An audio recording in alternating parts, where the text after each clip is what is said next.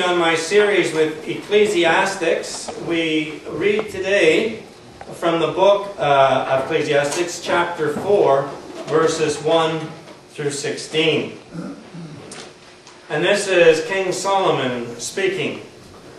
Again I saw all the oppressions that are participated under the sun, and behold, the tears of the oppressed, and they had no one to comfort them.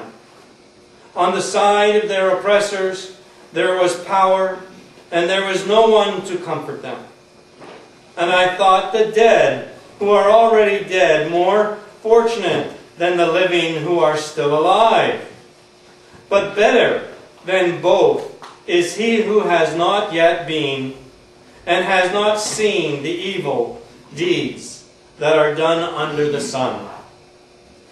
Then I saw that all toil and all skill in work come from the man's envy of his neighbor. And this also vanity and strife is for the wind.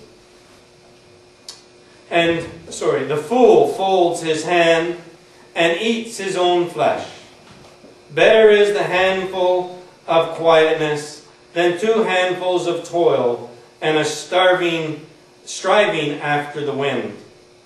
Again, I saw vanity under the sun, a person who has no one, either son or brother, yet there is no end to all his toil, and his eyes are never satisfied with riches, so that he never asks, for whom am I toiling, and despairing myself for pleasures? This also is vanity, and an unhappy business. There are two are better than one, because they have no good rewards for their toil. For if they fall, one will lift the other fellow, but woe to him who is alone when he falls, and has not another to lift him up. Excuse me.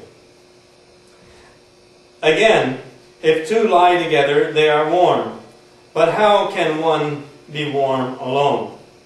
And though a man might prevail against one who is alone, 2 will withstand him, and 3-fold cord is not quickly broken. May we ask God to bless these readings again today. I don't know if you read in the paper a little while ago, but when Michael Van Tekman purchased the Walpole Terrace, he had no big ambition about fighting global oppression. Yet one day, while talking to a young woman in the lobby of his hotel, who happened to be from Give International, which is actually a local charity, I didn't know about it myself, but it's a charity that trains people to be missionaries. It helps train so they can do medical work or educational work in South Africa. They were talking, and she had mentioned that one of the projects they were working on was to build a school for the young boys and girls in Uganda. And the school would cost $20,000. A little while later, Michael happened to be going through his books, and he noticed by chance the hotel serves approximately 20,000 clients a year. He says, I don't need to put up posters, I don't need to do any charity runs, to offend any of my clients. Surely I can afford $1 a client. And behold, a school was built in Uganda because of his charity. Now, by and large, we don't have a lot of good to say about youth. So, we read in the paper how there are gangs of youths, and youths are in drugs, and youths are doing this and that. But again, not too long ago, this month, at the Odd, we had 600 youths gather for what was called a WE project. A project where they had speakers coming in and singers coming in and teaching the youths about oppression around the world.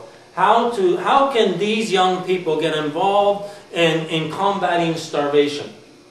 What can they do about all the abuses around the world? What can they do to fight global warming? And 600 youths is a pretty good turnout for kids that are really, really caring about their future.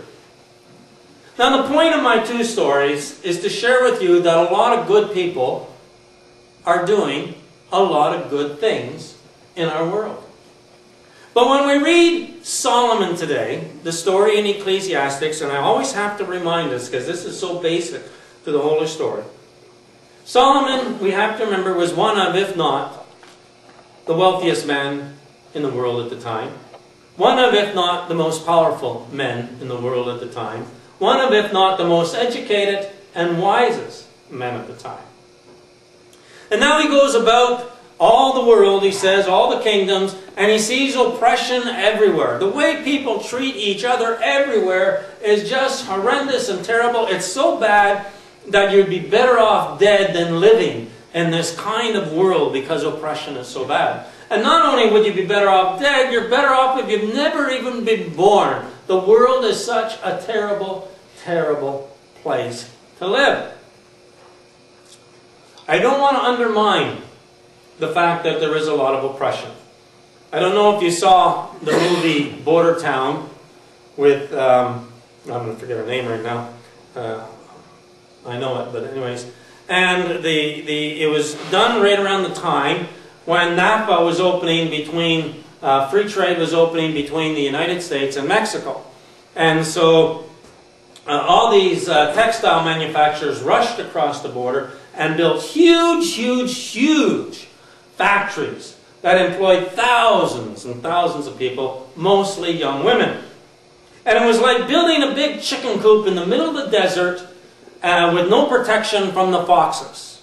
And she got word, Lopez got word, she's a reporter in Chicago, that 300 women had died. They'd been kidnapped, raped, and murdered from these factories on their way to or from the, and there was no protection.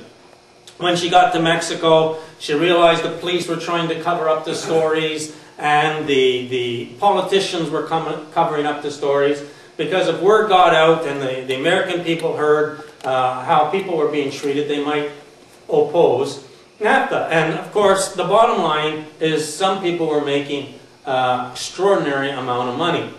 The long and short of the story is she writes a fantastic story, better than anything's ever been written, about what's going on. She names names, names places, and it's not going to be printed because the politicians fear what would happen. Now, we might say that was just a movie, but I think I shared with you, I had a friend, a real story, about a year and a half ago now, who was invited to go to Mexico and help develop a tool and die company. His company had closed and he had much experience, and he said he'd go down for 3 months and give it a try. And while he was there, he noticed the foremen, the men who had made a little bit of extra money, had girls walking on both arms who were 12, 13, 14. They were being sold as prostitutes. They were being used. He noticed things being stolen from the factory, but he was told to shut his mouth because the little bit that they were going to be missed compared to how much they would make if they or lose if they came back into the United States was minimal.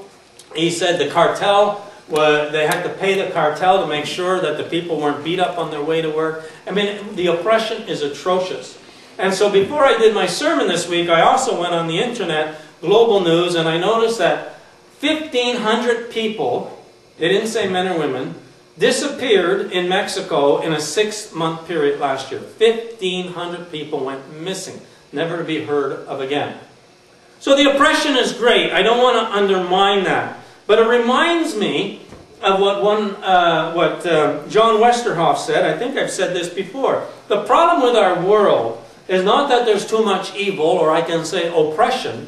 The problem is there's not enough good people doing something about it. One of the commentators on Ecclesiastes, especially chapter 4, wrote something that really I thought was wonderful. And he said, if you read Ecclesiastes and everything King Solomon says, it's about I. He says, I built all kinds of kingdoms around, but I didn't enjoy it. I partied with wine, women, and booze, and I didn't enjoy it. I saw oppression all over the world, and I'm sad. Now here's the richest, most powerful, and wisest man in the world. Not one word about what he is saying to do anything about it. what is he doing anything about it? Nothing's being done. But I find it very interesting how he juxtaposed the oppression with friendship, both in the same chapter. He says there's nothing better than a friend. If you fall down, a friend will help you up. If you're lonely, a friend will talk to you. If you're confused, a friend will help you figure things out. And then he ends it by saying, 3 are better than 2, which means the more friends you have. Last week, Jesus talked in the scripture about saying friendship is the most important thing in the world. But he makes it a command that we are to love others. But before he does that, he makes it very clear that I don't call you servants. I don't call you slaves. I call you my friends. I have known personally many people who are addicted to alcohol, depressed, and near suicide, and have discovered Jesus in their life. And their lives were turned around when they realized how loving, how graceful, how caring and forgiving Jesus is for any and everything we have ever done. I have read story after story about people who have been hooked on drugs, and Jesus, they discovered Jesus and they came to Jesus, and he filled their life with joy and hope and positive things. And on we can go about stories about how when Jesus comes into your life, if you accept Jesus, your life can be changed. But Jesus doesn't say it's that simple. He now then ends by saying, if you really want to experience my joy, if you really want to experience my friendship, you need to go out and befriend other people. Read anything on psychology about depression, about sadness, and you're going to read that the best thing you can do is go out and get involved in the community. I had the pleasure of going down to London many years ago and hearing Harold Kushner speak. He was invited to come and speak to the nurses unions invited him to come and speak because the nurses were having so much trouble going on in life. And he said, I went around and I spoke to the nurses, and nurse after nurse would tell me I see things that are just terrible and burn me up, and I can't trust anybody. I don't have any friends to talk to, and I hear things that are so disturbing, and I don't have anyone I can go and talk to. And you know what, his final comment, I'll never forget what he said. If you want a friend, you need to be a friend. And that's what Christ is saying to all of us. Now today, in the scripture that Brian read, he said, I am the gate. Many will come before me and after me, but they're going to be phonies. And he said, you got to come to me. Now there's 2 things that strike me in that. The first is the phoniness. I would probably be a whole lot more popular if I said to my congregation,